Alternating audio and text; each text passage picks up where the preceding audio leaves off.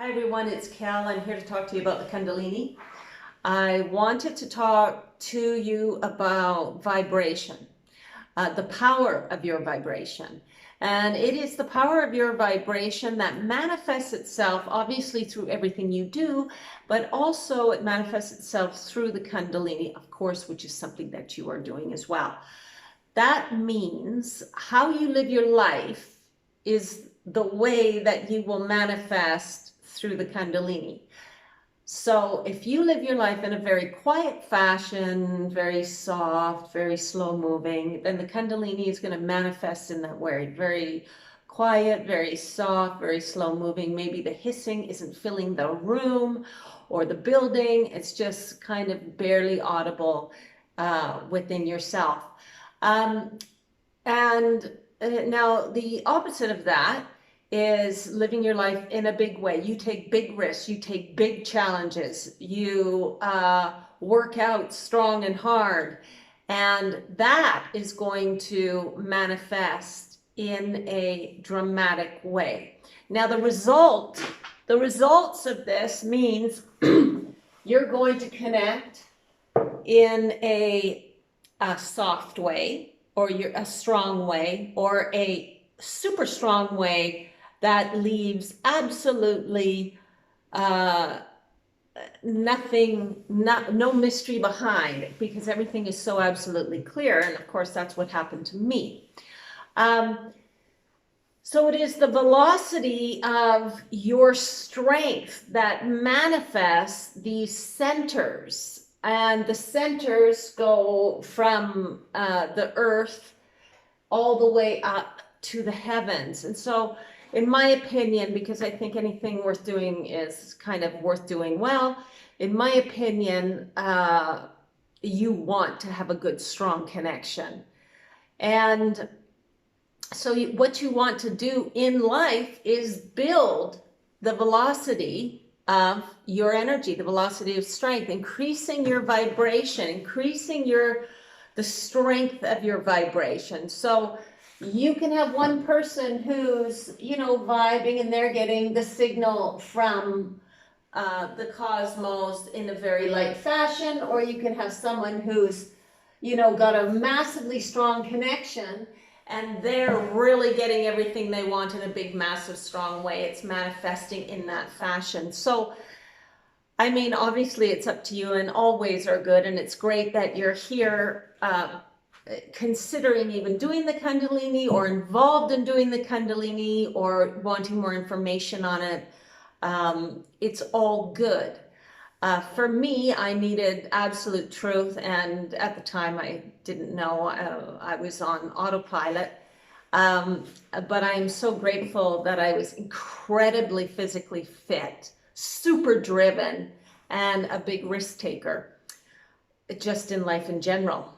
So how do you grow your vibration? Well, you grow your strength in mind. That means you work out, you eat well, you practice all sorts of health things to build the strength within yourself to have a really strong mind-body connection. Because the stronger you are within yourselves, like when we're just talking about nutrition, then because those are the building blocks of everything else. Power flows from the center. Power always flows from the center. That's where power is. It's in the center. And when you consider the human body, we've got your center is here, your spinal cord is here, okay? Your organs are here. And then between the two of them, between the masculine and the feminine, is you. You are building this center. And it's actually the organs that are powering the whole thing. So your body is powering your mind to unite, because mind exists completely throughout the head and body. So you want to unite the mind in the body, and you want to unite the mind in the body to the mind in the head, and further so on and so forth. And when this happens, you create the mind-body connection. And this mind-body connection can be strengthened. It can be strengthened to experience the Kundalini super strong. It can be strengthened just to have more clarity and better mind-body unity. So once you finish the Kundalini, once you do the Kundalini, I mean, what is the whole benefit of doing all of this? Once you do the Kundalini, abundance is yours and clarity is there. So if you're confused in this world, Kundalini is probably for you. If you're ambitious, Kundalini is probably for you, because that brings so much abundance to you. Once you have mastered the mind-body connection, abundance is yours full on. But of course, after reaching enlightenment, you will have completely redefined all your goals, and you won't know what to want for, because it's not money, and it's not great sex, and it's not food, it's not anything. All your addictions will fade away, and you will almost become desperate to have desires. And the greatest desire you'll probably want at that point is just radiating in bliss, and everything comes to you, because you'll know that everything else is a farce, and that the truth lies in your connection, right? Your connection to self and your connection to your greater self, which of course is forged through this whole process. So again, after this process, you will be able to control the elements. The only thing is, you're going to have to train your mind to be focused, and I don't get into that at all. Mine is purely about making the mind and body strong to be able to do the Kundalini and how to do it. So when your mind is united with your body, the body contains the heart. The body contains the entire power. Your mind and heart will become united and operate as one. That means not only will you have the power, you will know the direction. And then the administrator, which is the father aspect, the father is only the administrator. It is the mother that is the controller. So, and the mother is the greatest mother is in the heart. Once you have these two working in unison, the mother will be calling the directives, and the father, the great administrator, will be achieving them. That's what the mind is used for, to navigate the way through life. Having said that, I do want to point out that the father aspect is also the judicial aspect. The mother has absolutely no boundaries to right or wrong. She gives to all. She loves all. There are absolutely no boundaries, because she lives so totally within all. So there's absolutely no judgment from her whatsoever. Judgment lies with the father, the mind, and with her, she gives all to everybody. So if you have a criminal who does the Kundalini, he still wants to continue being a criminal, the mother gives all. That's the thing about the Kundalini. The Kundalini delivers power. Power. And you can use that power for whatever you want. So this is the goal. The mind in working in unison with the heart, to have way more power. And you have been building up to this time, you have been building your mind and your body to reach this threshold. And now that you're in a human body, you are in the perfect vessel to be able to achieve this, to be able to connect to the creator and the creatrix. The creatrix has the power, the creator has the knowledge, in a linear fashion. The mother, if you can understand her metaphoric language, which is the language through dream, if you can really understand that, then seek the mind no more, because after you do this and you speak that language, you're completely amazing and good to go. Another thing with doing the Kundalini, I talk about this in other videos, it bursts open your third eye. So when your third eye, and it's ripped open worse than a Band-Aid off a wound, and I mean ripped. It's ripped open and it's super painful and really painful.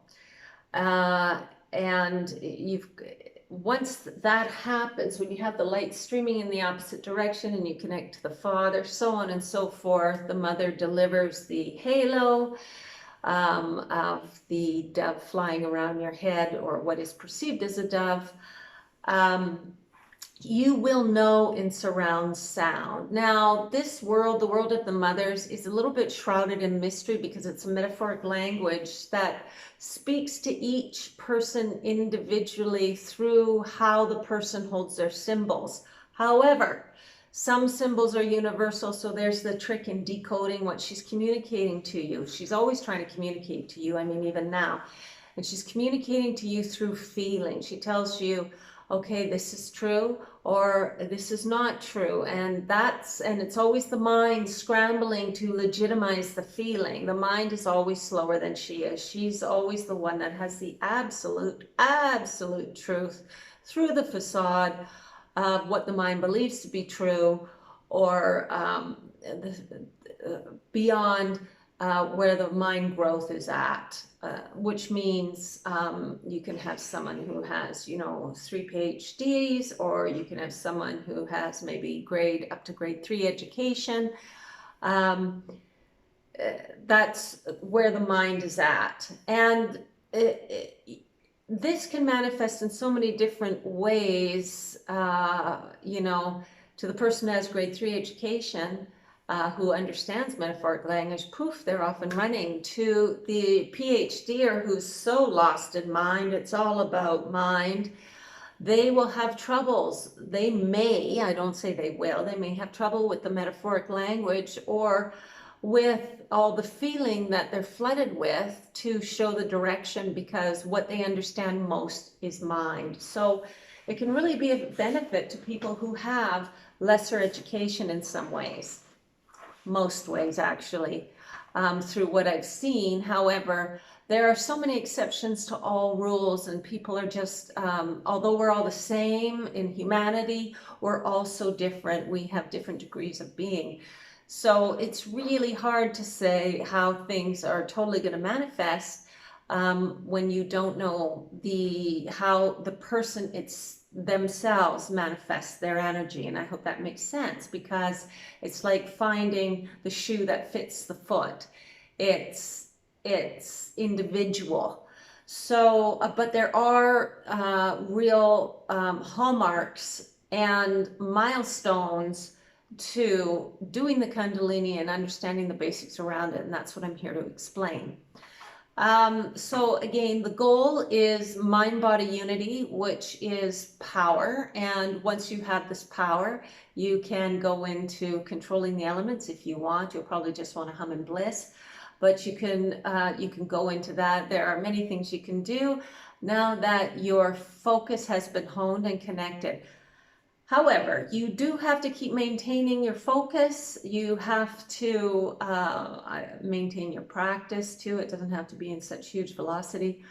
And really the major point of this video is to understand how it's going to manifest, and to help you know that having an incredibly strong body is really vital to having incredibly strong connections.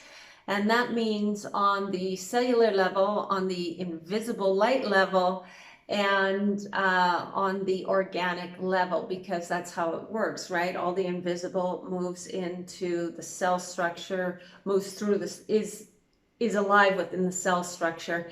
And the cell structure, of course, is what builds your organs and maintains them. And so strengthening your organs is vital. It's not just about focusing the mind. It's about having a real healthy vessel.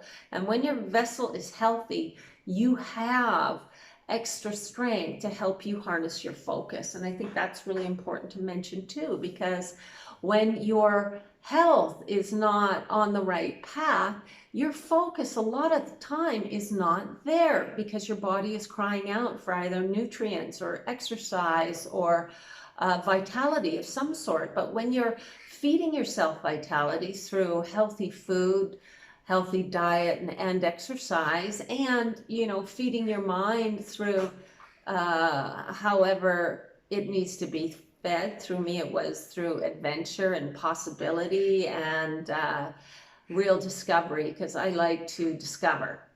And when you're feeding yourself the proper emotional nutrients as well, your body begins to balance out and gain a lot of strength.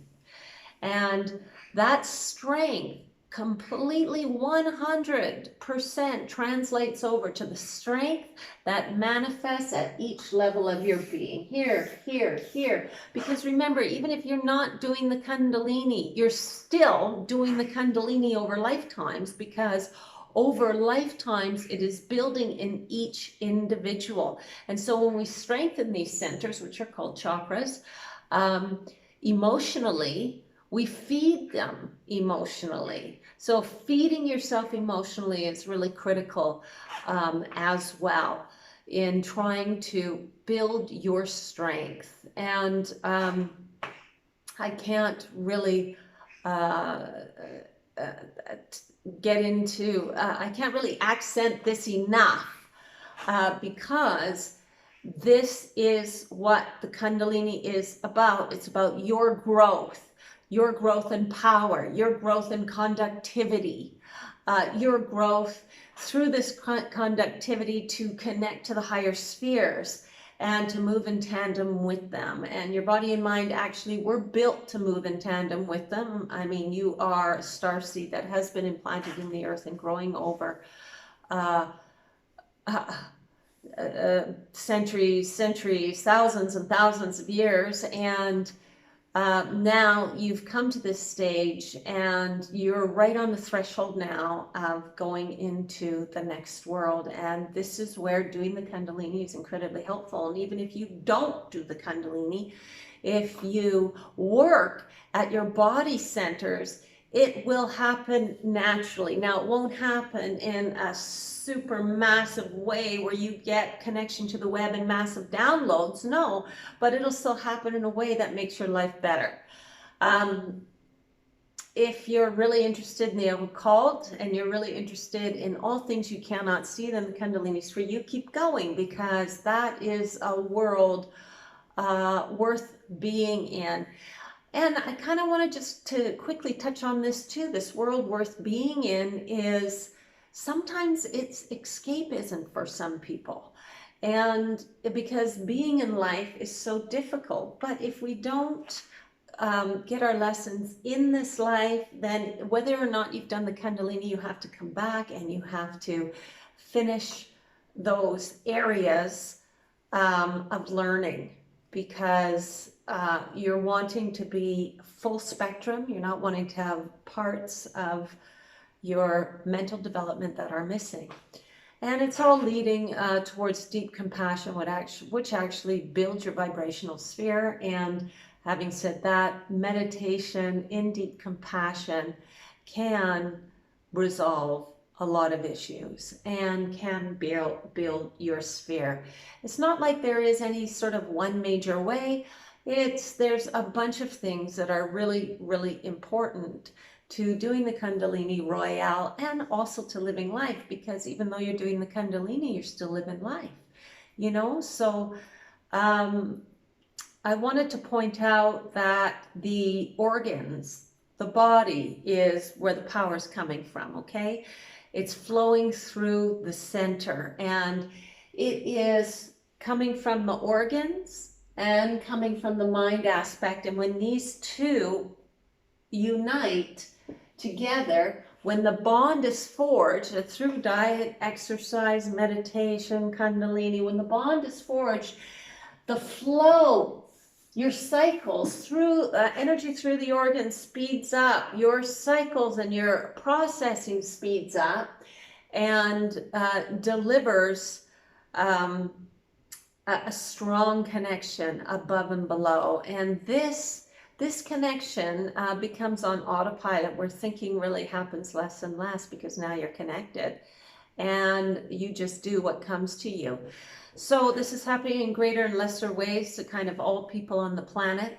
However, connecting to the web is fantastic, and I do recommend it to anybody who is kind of an overachiever, or anybody who really likes a good challenge, or anybody that wants to know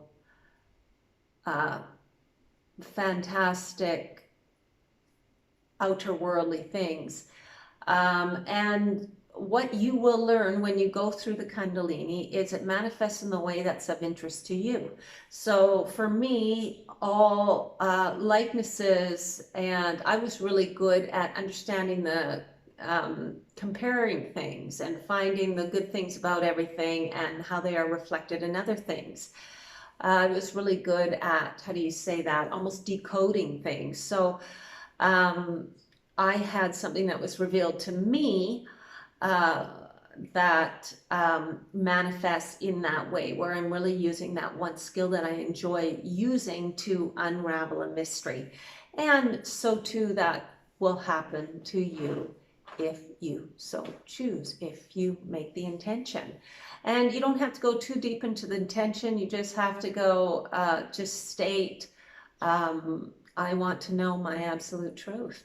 And it will bring it to you, reveal it. And what you do with the information is up to you after. You can walk away, or you can go deep into it.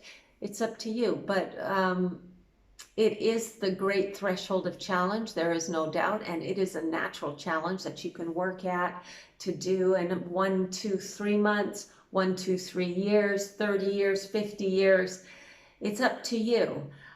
Usually how the Kundalini will manifest is through how you live your life, like I said in the beginning. So if you live it kind of in a middle way, then it will manifest in a middle way. A slower way, it'll manifest in a slower way. A fast way, it'll manifest in a fast way. Powerful way, it'll manifest in a powerful way.